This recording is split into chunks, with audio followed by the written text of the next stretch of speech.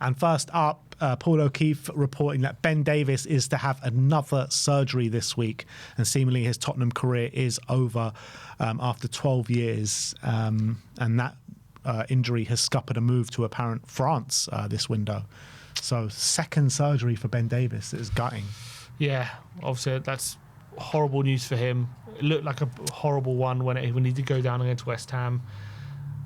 That seems it is what it is with him and his Tottenham career. He said he'd been a great servant to the club. We wish him all the best. Hopefully he makes it in time for the World Cup. But we'll have to wait and see in that one. But it looks like that's that for him. And 10 years at Tottenham. 12 years at Tottenham, sorry. Such a long time. It's a hell of a long time to be at one club, especially in modern football. So fair play to him.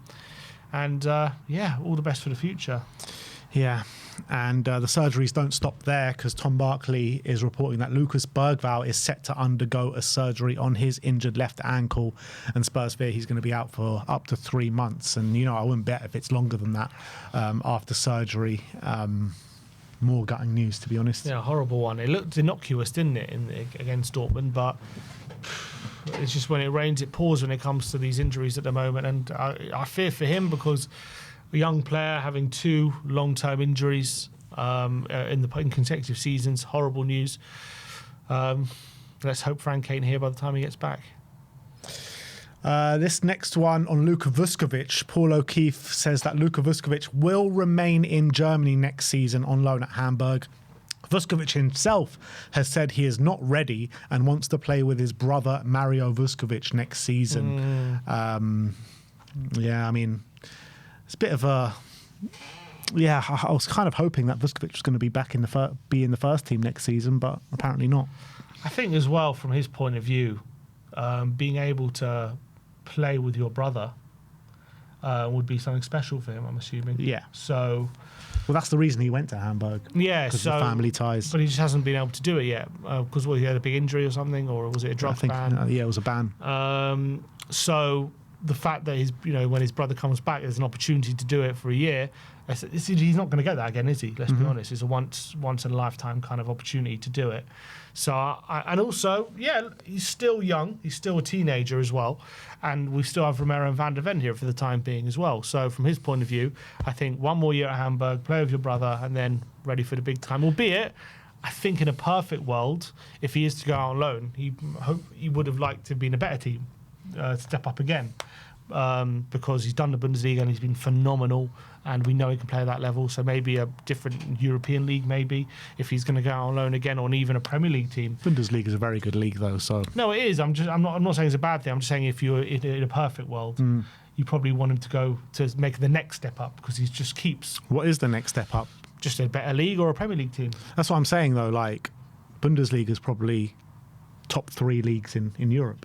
Like, what's... Well, fine, but a better team in the Bundesliga then. Yeah. A step up from Hamburg is my point. So that would be a perfect world, but I think another year at Hamburg will probably doing good anyway. You think about it, when Vuskovic comes back, he'll be 20. Yeah. And he'll be turning 21 that season in February. So it's actually a decent age, he's not a teenager anymore. And it might even coincide with one of our top defenders leaving the club, so he might come in as first choice when he comes back.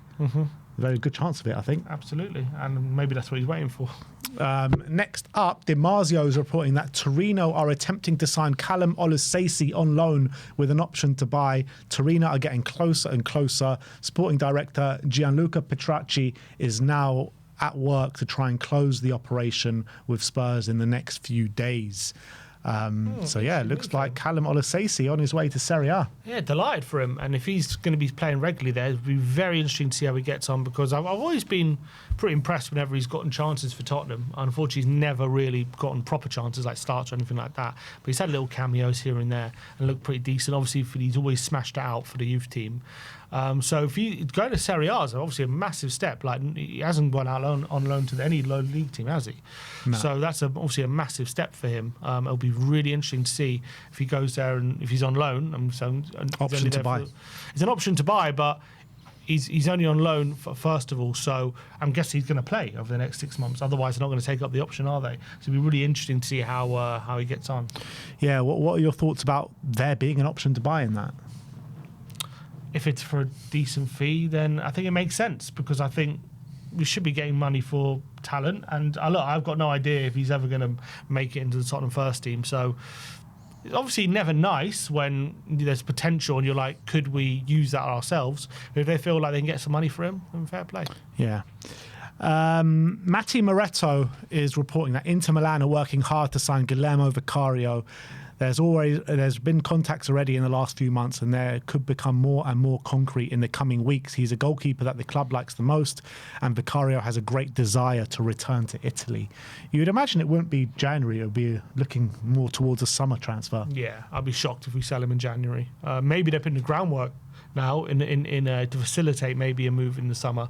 But I think Tottenham, the last thing I want to do is start finding a number one keeper now. I know Vicario has his problems, and we definitely need to upgrade him. Another shaky moment today, doesn't inspire confidence. So if Inter Milan want him, I think go sell him and upgrade and get a better keeper. I'm all in favour of that. But right now, it's just not a headache we need. I've got nightmares. I've got absolute nightmares of Inter coming in with a big bid for Vicario this January to sign him now, and Spurs looking to Mads Hermansen to see us through the season with. I've actually got a nightmare of that. You know what? What did Frank say? He said sometimes there's opportunities to sell like Brennan. That was an opportunistic sale because we got a bid. He's like, sometimes you've got to take the money when it's there because it might not come again. And will that happen with Vicario? Maybe we say no and Inter sign a replacement this window instead of Vicario, and now that chance is gone and that money doesn't come again. Is that what Tottenham will be thinking? But I would hold strong until the summer. Yeah. I mean, can you imagine if we end up with Mads Hermansen as our number one for the last few months of the season? The way this club is run? No. I wouldn't bet against it at all. And it would be, look, I think a lot of people have their reservations about Vicario now, and we've seen it today. We've seen it in previous weeks. He's letting those mistakes creep into his game. But you ain't seen nothing yet if Mads Hermansen comes in, I'll tell you that. Let's talk about Andy Robertson. Paul Joyce of The Times says that Tottenham will be willing to pay a fee of $3 million plus add-ons for Andy Robertson. His relationship with Liverpool means he and the club will now reflect on what is of the best interest for everyone. And Romano says that Robertson has given the green light to move to Tottenham. He's ready for a fresh challenge and is keen on a move. The negotiations are going very, very fast and very well. The deal could be done soon. He is in the squad today as we speak for Liverpool. There is a suggestion that he will stay for the Champions League game this week to get a send-off at Anfield. Yeah, I think this is probably going to go through. We'll have to wait and see if Frank's future changes any of that, but if that changes as well. And I think hopefully someone like him in the dressing room prevents something like today happening, where he keeps up the standards and he makes sure that we are in a better situation. He's a good head in the dressing room and on the pitch. He's been there, he's done that, he's got the experience. Is he the future? No. Is he as good as he was? No. But does he add a bit of depth to the squad, a bit of help for a doggy? And has he got good characteristics that we are lacking in the dressing room? Yes. So it's a cheap deal, low risk. I'm okay with it, I guess, for now. I'm just get him in. We needed something to change. Yeah. I guess it was Robertson, then it'd be Robertson. Absolutely. And last but not least, Liverpool ITK, no idea how reliable he is or not, says that Tottenham are preparing an opening bid of $30 million for Liverpool midfielder Curtis Jones. Spurs' new assistant coach John Heitinga is understood to be a big fan of Curtis Jones and Andy Robertson, and the situation is one to watch if Liverpool can push ahead with their interest in Adam Wharton. It was Davo Cop. Yeah, he's good. Is he reliable? Mm-hmm. Okay. I tell you one thing for free. $30 million is nowhere near enough to get Curtis Jones, I think. Well, Paul O'Keefe's already reported this window, haven't he? That Curtis Jones on our radar. So yeah, $30 million won't get it done. I would take Curtis Jones though. I think he's the kind of midfielder we are lacking and we need, and I think he's definitely a step up from what we have. Definitely in the attributes that we're lacking with progressive passes. Did Liverpool let him go? Is he starting today? I can't see. I don't think he is, but maybe he looks at Tottenham and thinks, okay, he's going to be a guaranteed starter here. Maybe he starts getting in the England picture and all that kind of stuff. And maybe at Liverpool, he's never going to be more than a bit part player. Maybe that's what he's feeling. And so a move to Tottenham would work. But I think for now, while the season's going on, I think it's going to be one for the summer, I think, if anything. But I'll take him. Yeah, he's not starting for Liverpool today. Is he on the bench? Yeah, he's on the bench. So Yeah, so that's your Tottenham update for today. Let me know your thoughts in the comment section below. Would you like to see Curtis Jones and Andy Robertson at Spurs? So we're going for West Ham players and Liverpool players. Do you think it's any surprise that Johnny Heitinger's come in and we're going for these Liverpool players? Apparently Heitinger's had a big say in the Robertson thing, so... Yeah. All right, that is the Tottenham update. Also,